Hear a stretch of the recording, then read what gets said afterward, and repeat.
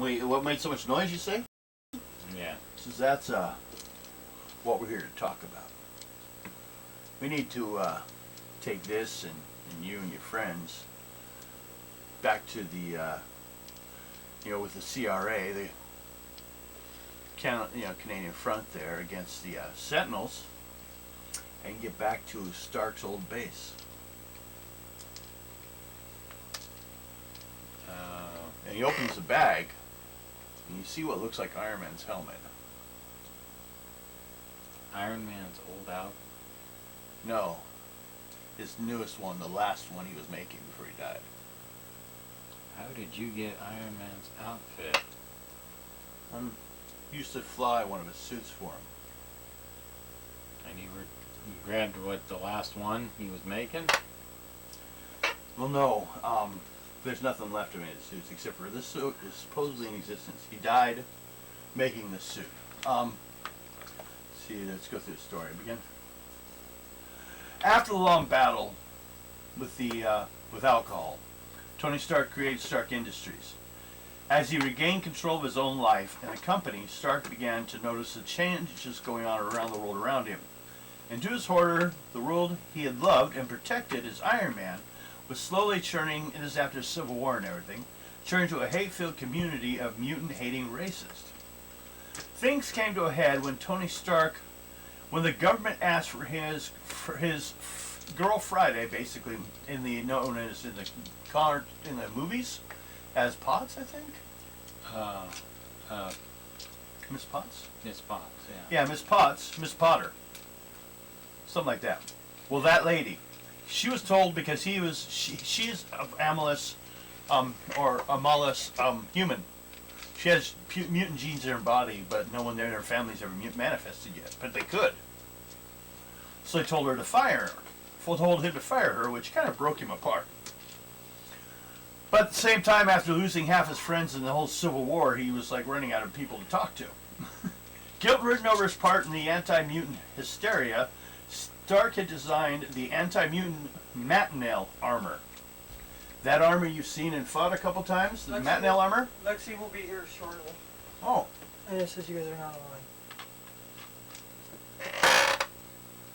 Yeah, it's buffering.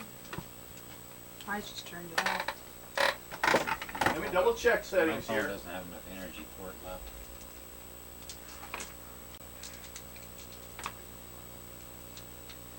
So, You what's okay? Yeah. joining us? Oh, I think let's just sit over here. Meow! So you guys got some room. Turn this light on. You okay? Yeah. A little tired? Yeah. Should have took a nap. I worked all day, so. I pretty much slept all day. Great Zeus. I wish I. And you're tired? Well, I'm usually calmed down around this time. But I slept till like 10 this morning. I was up at 5 o'clock this morning. Went to work. Did heavy labor all day. I turned the light on, but I didn't open the doors because Guido would use it. What? Lexi's on her way, so she'll squeeze into your side. Okay. So you guys, everyone but the big guy who doesn't even pass for human anyways. Okay. Now where we were. Guilt-ridden over his own part in the anti-mutant hysteria, Stark had created the Matinale armor. That big armor that kicked your ass and took away your powers one time. Remember that? The big armor? Yeah, the one that took my powers. Yes. He created that armor. But the Sentinels took over it. Political working against him, Stark moved his corporate headquarters to Canada. It was here that Stark had his first face-to-face encounter with a Sentinel. The Sentinel had been defeated by the Canadian Resistance Army, that's the CRA. Though not without great cost, the CRA contacted Stark and asked if he could study the dead Sentinel and come up with basically a way to defeat the Sentinel. How do I maximize this? Oh. Is it small again? Yeah, just show me how. Go to Full screen. Thank you. Trying to help. Yep. Did a great job. Okay. He accepted our offer, thus began Project Parity. CIA answered to the Sentinel program. Testing was carried out in great secrecy, and Stark and his few trusted employees. The work progressed slowly, but the idea was to create an armor that could basically defeat a Sentinel. You know, a lot stronger. After 10 years of testing, Board's first suit, the AS-1 Anti-Sentinel Armor Prototype. Luna should like this. An Anti-Sentinel Prototype. The AS-1 was a little more souped-up Mantle suit. The primary modification being a built-in jamming device of incredible strength that blocks their ability to detect anything. As far as like their mutant detection ability. To test the suit, Stark donned the suit, reactivated the downed Sentinel. There, following a long, arduous battle, which Stark eventually won, but the victory was hollow. The suit had barely a match for the ordinary Sentinel, and wouldn't stand a chance against more advanced models, which later came along. Stark went to isolation, working doggedly to improve his armor. In the end, the struggle proved too much for the aging hero. When he died, co-worker and associates could find no indication he had been able to create a suit of armor equal to the task of beating the Omega Sentinel. Then coming off the assembly line test alone, one capable of doing battle with Nimrod. That's basically the goal. Defeat the big guy. The deadliest of Sentinels. In the wake of Tony Stark's death, board directors of Stark Enterprises shut down Project Parity. They left it unnecessarily draining of the company's resources, they thought. Because who cares about mutants? Company's headquarters were moved back to the United States, and the Canadian plant was sold. Unbeknownst to Stark Enterprises directors, however, Stark had made provisions of the continuous operation of the Canadian research facility before his death. He channeled funds to trusted friends and associates who used those funds to buy the Canadian plant. Their instructions were to use the front to help the CRA and to simply to employ mutants that came across the border. Using the old Stark facility at the base, the CRA was able to keep up the needed Sentinel base in the U.S., though not enough to make the massive amounts of CRA helping mutants if it could.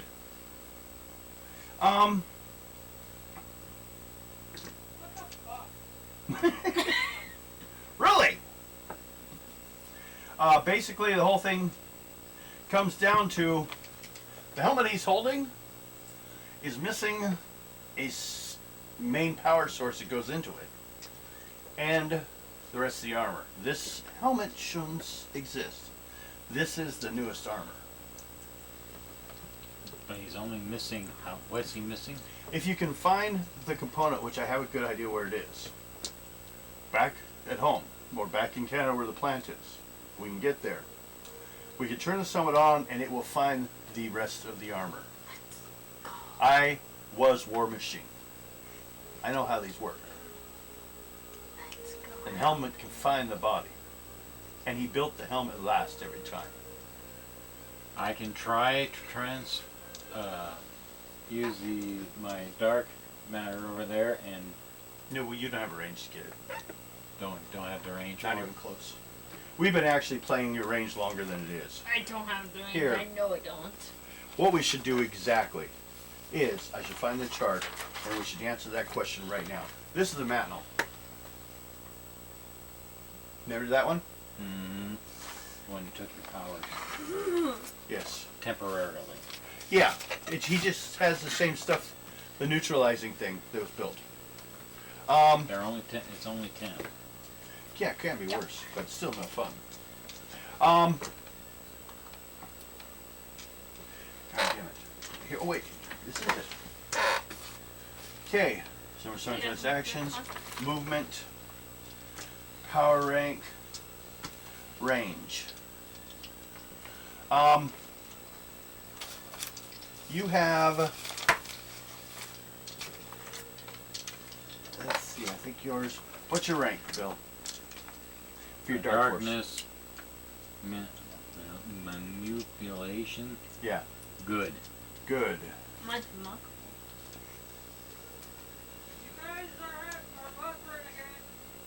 Yeah, it's happening, I guess. We'll just keep going. People can at least review it and get it. You can do 10 areas. You can do 1 mile. I actually could. I can do what? 10 areas.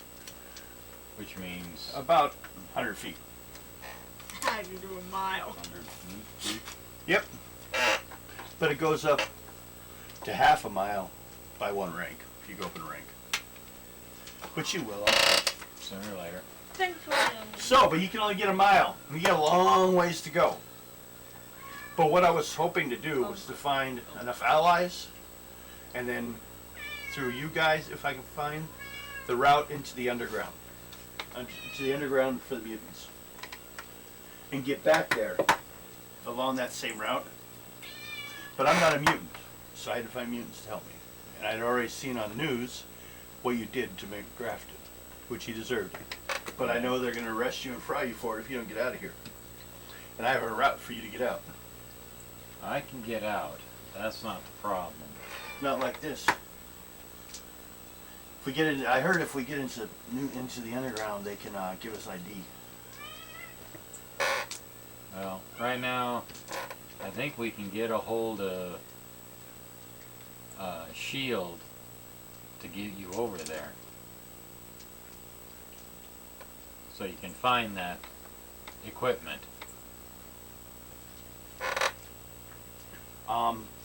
I need all of you to come with me. I need help. They're attacking the area. It's one of the reasons they're crossing the border. Go. Well, should we go back to our hiding hole and see if we can get a hold of Shield? Sure. Yeah. We don't. Go. She We're not wants going out. anywhere. I know she wants out, but she ain't getting it. Okay. So I'm mean to her. Kitty. So mean. Okay. Actually, you guys have made contact with the people that you didn't realize. They're doing the underground, just starting it. Yeah, there's contact with the wall. Carrots. Let's see, I think I went through the wrong page, but I think I still got all the same information. He also pulls out, he has Tony Stark's journal. Journal? Yep. I'm pretty sure Shield would love to have that. So, you go back and make the connection. Yeah. Actually, you find out something. They are so busy, like I said, right now, Fury's actually out in the field fighting.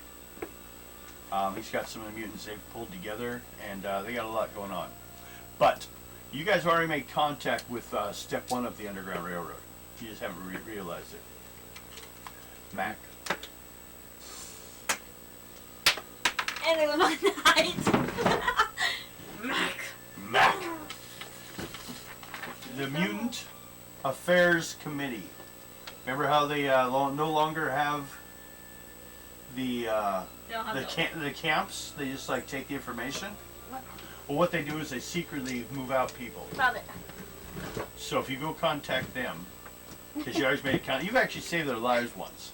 You guys have a good advantage, and they can start you on the process of heading back that way. But it takes a while, because actually right now a lot of it's closed down. But for where you need to go, it may you may end up. You're probably gonna have to fly. You're probably gonna have to take a boat. You may even end up walking some areas. Yeah. So, you guys were up to all that? Yeah, we'll try Now- and get a hold of them. You guys have a problem. Of course we do. Like always. You have 28 followers. They don't want to be left alone here, so they want to go into the underground with you and head back up north. They'll go get a job. They heard that the old Tony Stark plant is taking people, is hiring people. So they want to go see what they can do and help. Well, we can see if we can get everybody over there. Okay, so we're all taking the railroad. Now, but you remember there was Chuck, Martha, Bob, Phil, and Jenny. Jenny was the one that seemed to be most helpful to you guys. Yeah. Participates on the committee purely to avoid being in detention camp. But she's gentle and sweet-natured, and She was a mutant too, Mhm. right? What was her power? all of them are mutants. Not any of them have any active, like really, like they can't combat powers. I know, but I can't remember. Jenny, I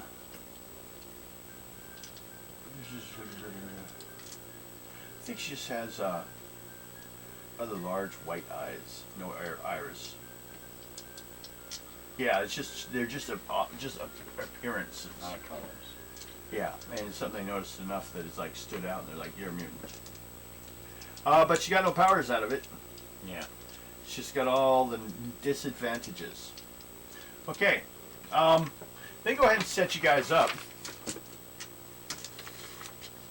with towards the Underground Railroad. If I get everyone, how you guys gonna get everyone down? Well, you have the truck, Yeah, I have the truck. so you can take a couple times to get, because that's a lot of people. Otherwise, you could just load everyone up to the truck.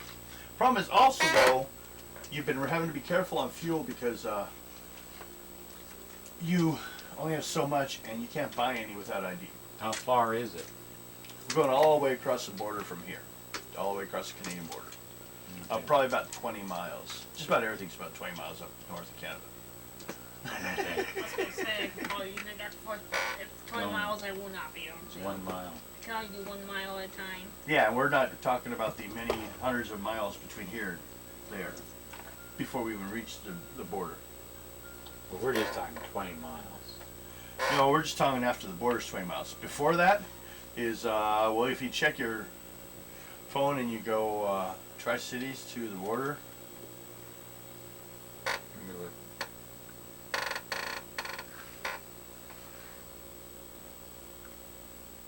probably equal to Tri-Cities, Washington, yes, to Canada with Washington, to Alberta, or to Vancouver, BC.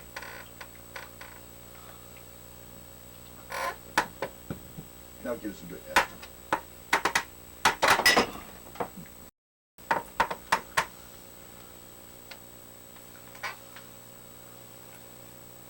According to this, it's 146.6 miles from Yep. here.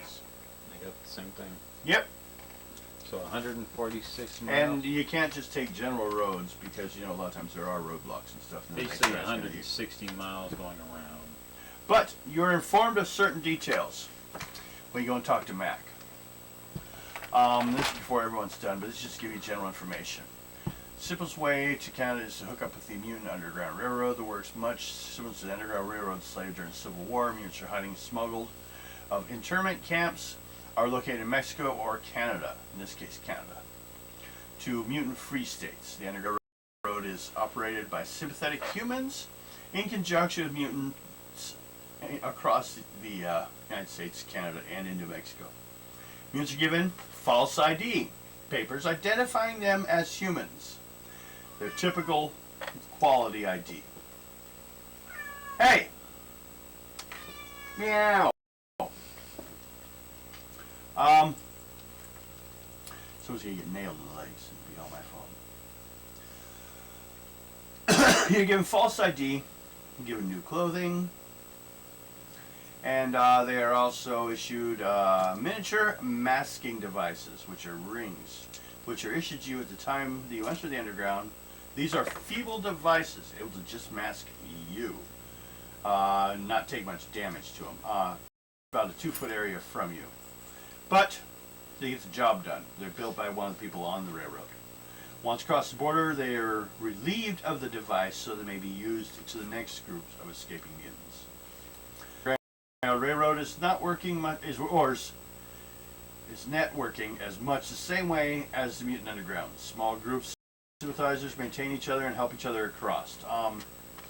Like I said, it may even take multiple forms of vehicles. I have the encounters all working. About 9 encounters. Okay, when you're shown the sign that only members of the railroad know. The index finger and second finger of the right hand are crossed, I guess like this, and the person Then the person giving the sign spits on the ground. In every meeting of the underground, this sign is given before business is conducted. I thought one thing it said something about pointing. The right hand are crossed and pointed towards the ground. And the person giving the sign spits at the ground. And that refers to the underground.